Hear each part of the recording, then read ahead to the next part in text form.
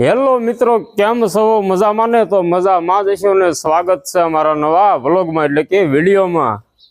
તો મસ્ત મજાની સવાર પડી ગઈ છે, એટલે કે સવારમાં આપણે 9 વાગે આપણો વિડીયો આપણે ટાસ્ક સ્ટાર્ટ કરી દીધો છે. તો આપણે આગળ 2 વિડીયો મૂક્યા હતા, એમાં આપણે કીધું હતું કે એક તો આપણે જો ભાઈ ઓલી ગાય આપણે ગીર દેશી ગાય અને એક આપણે ગીર કરવાસ, તો 2 ગાય આપણે વીમાઈ ગઈ. એના આપણે ઓલમોસ્ટ આપણે 2 વિડીયો આપણે મૂક્યા હતા અને આપણે આ ગાયની આપણે રાહ હતી કે ક્યારે વીમાય. તો ફાઇનલી આપણે આ ગાય પણ આપણે વીમાઈ ગઈ છે. એના 5 થી 6 જમણ થઈ ગયા છે. પછી આપણે વિડીયો નથી મૂક્યો, કારણ કે થોડોક આપણે લગન ગાળો એવું બધું ભેગું હતું ને સાથે સાથે આપણે જીરું ને એવું ઉપાડવાનું બધું ભેગું હતું, એટલે આપણે પાસે ટાઈમ નહોતો મળ્યો. એટલે આ ગાય આપણે ઓલમોસ્ટ આપણે વીમાઈ ગઈ છે.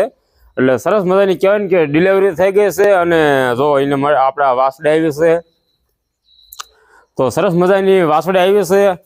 અને કહેવાય કે આપણે આ ગાય માતાને આપણે પહેલું વેતર હતું, એટલે દોવામાં થોડુંક ઓલું થાય, કારણ કે પારહો ને એવું વાળતા ન આવડતું અને વાસડુંને પણ ધાવવા નથી દેતી. તો ઓલમોસ્ટ આપણે 2-3 દિવસ એમને આપણે મહેનત કરી એટલે આપણે ગાય માતા જો વાસડું ને અત્યારે હાલ આપણે ધાવવા પણ દેશે. અને શું થતું કે દોઈ લેવી ને પછી આપણે કહેવાય ને કે આરહો જે હોય ને આપણે પછી ટૂંકમાં કે આપણે ગાય માતા જે આપણે દોઈ લેવી બધી દોવાઈ જાય ને વાસડું ને પણ આપણે ધવેર વાળવી. પછી જે આપણે આરહો કહેવાય ને કે વરાકમાં આપણે હોજા રહેતા દોઈ લેવી, પછી જરાક આપણે વરાકને એવું કૂણું પડી જાય તો એ વસ્તુ આપણે નથી થતી, કારણ કે એમનો આરહો સડેલો રહેતો હતો અને વરાકમાં હોજા રહેતા, એટલે એમનામાં ટાંગણ ટૂંકા રહેતો હતો. ટૂંકમાં એવું કહેવાય આપણે ગુજરાતીમાં દેશી ભાષામાં કે હોજી ગયેલો રહેતો હતો. તો એના માટે આપણે રોજ આપણે સવારે, સાંજે અને બપોરે 3 ટાઈમ આપણે એક સરસ મજાનો આપણે એના માટે દેશી ઉકાળો બનાવતા. અને ઉકાળામાં આપણે એક કણજી લેતા હતા અને એક કડવો લીમડો અને એક આપણે સીતાફળના પાંદડા, એ આપણે ઓલમોસ્ટ આપણે વાડીએ છે. અને બધાને હોય જ તે, કદાચ કણજી ન હોય, કણજી રોડે ને બધી આપણે રસ્તા ઉપર હોય છે, અમુકને વાડીએ હોય ન હોય, તો આપણે તો એ બધું વ્યવસ્થા આપણે વાડીએ છે. એટલે આપણે ઉકાળો એનો બનાવતા ગરમ પાણી કરીને, અને પછી આપણે આ ગાય માતાને જે આપણે વરાક હોજી ગયેલો હોય તો બધી આપણે એ પાણી ગરમ પાણી લઈને આપણે ઝારતા હતા.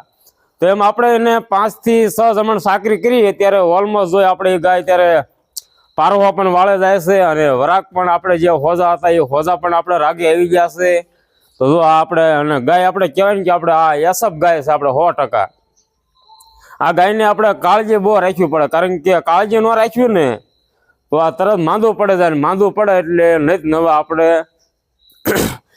નવા આપણે પ્રશ્ન ઊભા થતા હોય, એવું આપણે બધું થતું હોય. તો એના માટે આપણે જો આપણે એવી બધી કાળજી રાખવી છે.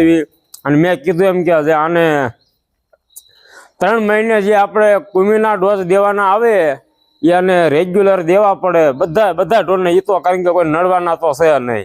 કૃમિના ડોઝ જે આવે ને આપણે 3 મહિને તો આને દેવા જ પડે, એટલે એને તંદુરસ્તી રહે, બહુ બીમાર ન પડે. અને જે મેં તમને વિડીયોમાં કીધું કે મિનરલ મિક્સર પાવડર એ એના માટે બહુ સારો આવે, તો એ બધા ઢોરને દેવાનો હોય છે. તો આપણે એ પણ બધાને દેવી છે. અને મિનરલ મિક્સર પાવડર પણ કોઈ પણ કંપનીનો લેવો પણ થોડોક સારો લેવાનો. તો આપણે જો ભાઈ આવી કાંઈક માહિતી હતી. અને ઘણા બધાના આપણે કમેન્ટો આવતી હતી કે અમારે ગાયું લેવી છે, અને અમુકને વાસળીઓના પણ આપણે કમેન્ટો આવતી હતી.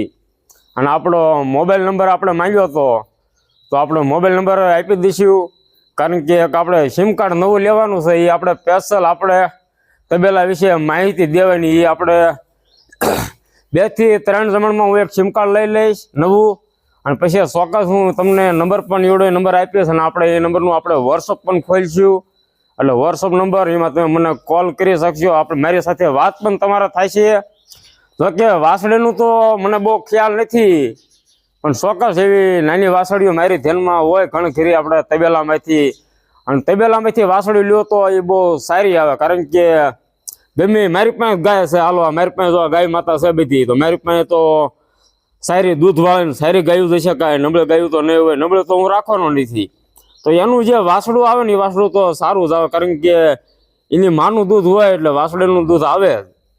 ગાય માતા આપણી પાસે સારી હોય એટલે સમજી લો વાસળી જે આવી વાસળીનું દૂધ આવવાનું છે તો આપણે વાસળે પણ અમુક વાસળે પણ આપણે દેવરાઈશું કદાચ મારે દેવાય નહીં છે ને તો મારા તબેલામાં પણ તમને હું વાસળી અપાવીશ એટલે મેં કીધું એમ કે સિમ કાર્ડ આપણે એક નવું લઈ લઈશું એટલે મારો નંબર પણ આપે અને એ આપણે જલ્દીથી આપણે વ્લોગ બનાવીશું 2 થી 3 દિવસમાં અને આપણે ગરમ પાણી કરવા પણ મૂકવાનું છે મેં તમને કીધું એમ કણજી કડવો લીમડો અને એક આપણે જે સીતાફળીના પાંદડા આવે બધા પાંદડા લઈને ચાલો તમને આપણે દેખાડવી તો આપણે ઉકાળામાં ઓલમોસ્ટ આપણે જે પાંદડા તો આવે ને એ આપણે નાખી જ દીધા છે બસ હવે એક આપણે પાણી એડ કરવાનું છે જો પાંદડા આપણે નાખી દીધા છે ખાલી પાણી જ એડ કરવાનું છે